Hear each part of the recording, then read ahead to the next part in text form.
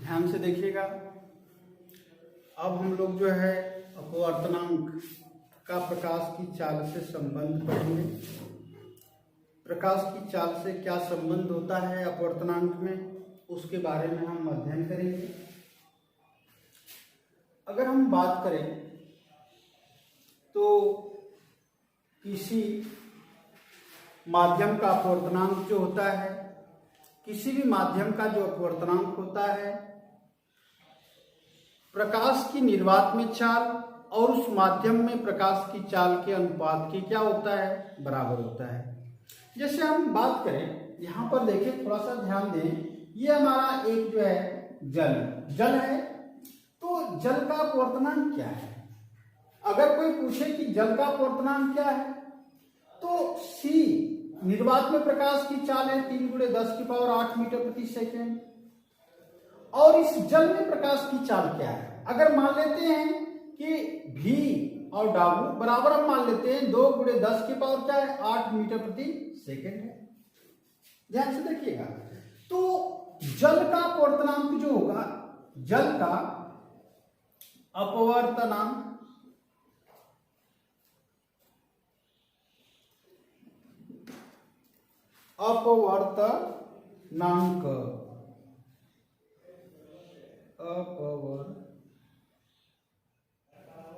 अपवर्तनांक बराबर होता है, जल का अपवर्तनांक बराबर लिखेंगे प्रकाश की निर्वात में चाल। प्रकाश की निर्वात में चाल और बटे क्या, प्रकाश की जल में चाल। अब ध्यान से देखें, अपवर्तनांक को अगर n से प्रदर्शित करते हैं तो n बराबर लिखेंगे C अपॉन क्या, V और स्मॉल w। ये जो है क्या है, इसको हम कह सकते हैं जल का अपवर्तनांक। या हम किसी भी माध्यम में कहें, अगर कोई भी माध्यम है तो प्रकाश की चाल यानी निर्वात में प्रकाश की चाल और उस माध्यम में प्रकाश की चाल का जो अनुपात होता है, उस माध्यम का अपवर्तनांक कहलाता है। ठीक, अगर हम बात करते हैं, थोड़ा सा यहां ध्यान देंगे आप। अब हम इसमें अगर पढ़ें कि ये आपका सीमा पृष्ठ है, ये आपका सीमा पृष्ठ है, ये भी आपका सीमा पृष्ठ है। यहां पर वायु है, वायु को A से, ये आपका जल है, जल को हम W से, और ये कांच है, कांच को G से अगर प्रदर्शित करें, और फिर ये क्या है, आपका है वायु है, जिसको हम A से प्रदर्शित करते हैं। ध्यान देंगे, ये आपका आपतन बिंदु है और ये आपका अभिलंब है। ये प्रकाश की किरण आपतित होती है, तो ये आपका विरल माध्यम, उसके सापेक्ष ये सघन माध्यम है। यह विलंब की ओर क्या करेगा, मुड़ जाएगा। यह विलंब की ओर क्या हो गया, मुड़ गया। तो यह विलंब की ओर मुड़ गया आपका। अब यहां पर देखेंगे, ये आपका है और ये इधर मुड़ जाएगा, क्योंकि जल विरल हो जाएगा और कांच क्या हो गया, सघन। अब यहां पर ये गिरेगा और ये जो है प्रकाश की किरण भी इधर जाएगी। तो ध्यान से देखिएगा, ये अभिलंब है n, ये n डैश है, ये n डबल डैश है, ये आपका अभिलंब हो गया। ये आपकी किरण है, जिसको आप A लिख सकते हैं, ये O लिख सकते हैं, ये O डैश है, ये O डबल डैश है। ठीक है, अब ध्यान से देखेंगे, ये आपतन कोण जो आपका I है, या आप I1 मानते हैं, इसको मानिएगा क्या, R1। क्या है ये, R1 है। अब देखिए, ये दोनों अभिलंब हैं, तो एक दूसरे के समांतर एक तीसरी रेखा अगर काटती है तो ये कोण आपस में क्या होंगे, बराबर होंगे। तो ये भी क्या हो गया, R1 हो गया।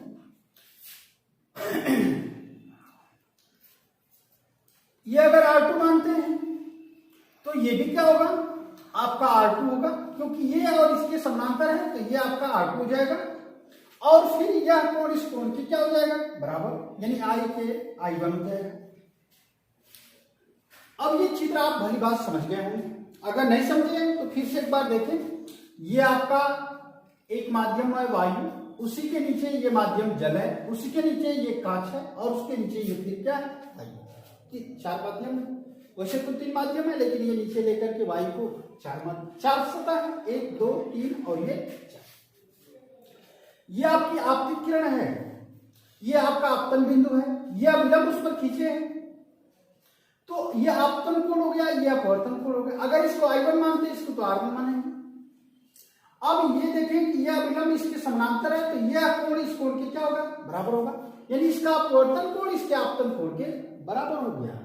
अब थोड़ा सा देखेंगे, यह अगर R1 हो गया तो यहां पर हम R2 रख देते हैं तो ये R2 जो है यानी इसका अपवर्तन कोण इसके आपतन कोण की क्या हो गया बराबर हो गया और ये I1 इसके बराबर हो गया। अब थोड़ा सा ध्यान से देखेंगे,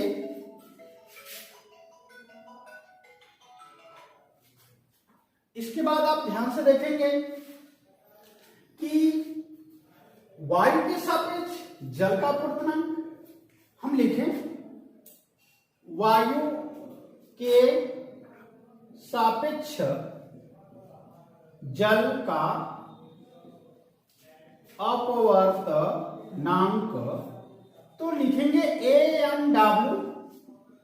ANW बराबर क्या लिखेंगे साइन I बटे साइन R, स्नेल के नियम यानी कि जो अपवर्तन का द्वितीय नियम है।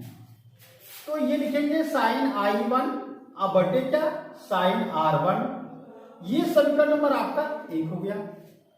अब जल के सापेक्ष कांच का अपवर्तनांक तो ये आपका जल के सापेक्ष कांच का अपवर्तनांक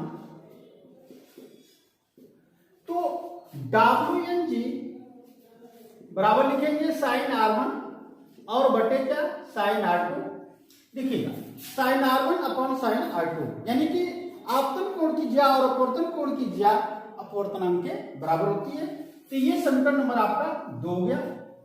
अब कांच का वायु के सापेक्ष तो लिखेंगे कांच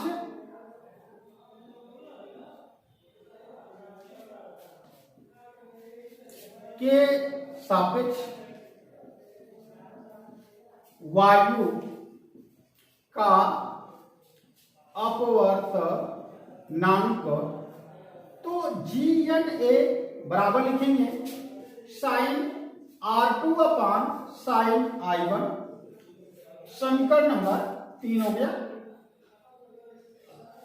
समीकरण नंबर क्या हो गया 3, लिखेंगे समीकरण 1 2 व 3 का परस्पर गुणा करने पर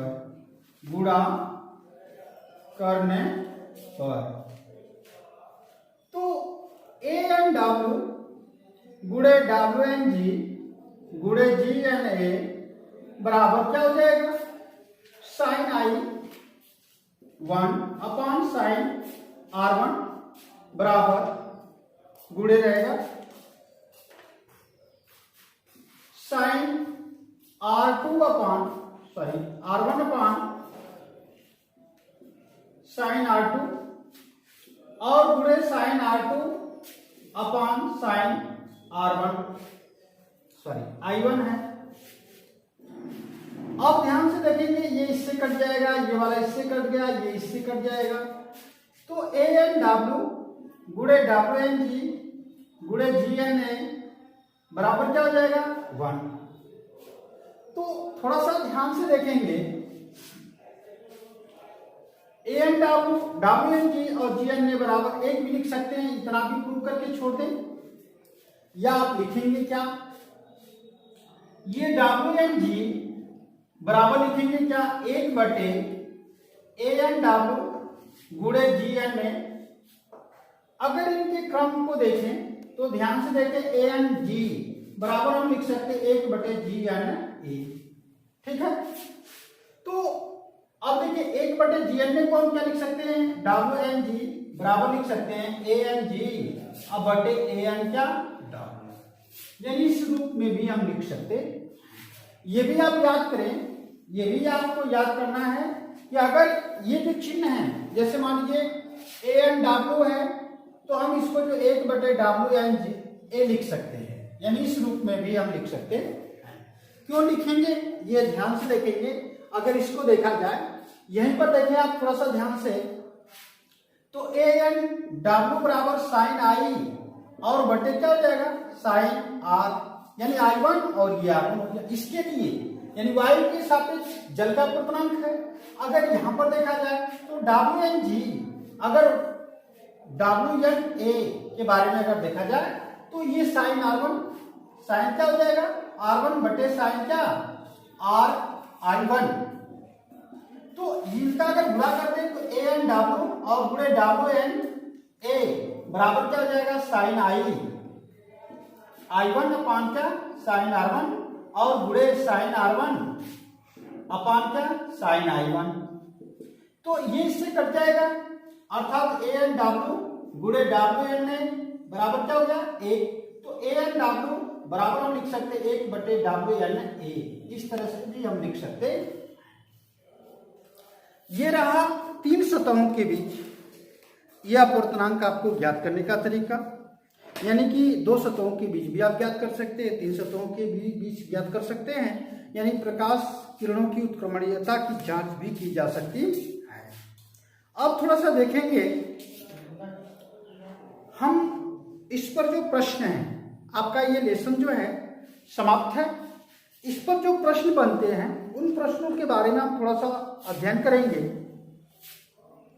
यदि कोई आपतित किरण अविलंब से 30 अंश का कोण बनाती है तथा अपवर्तित किरण पृथक्कारी पृष्ठ से जो 45 अंश का कोण बनाती है, तो माध्यम के अपवर्तनांक का मान क्या होगा। थोड़ा सा ध्यान से देखेंगे। एक प्रश्न है,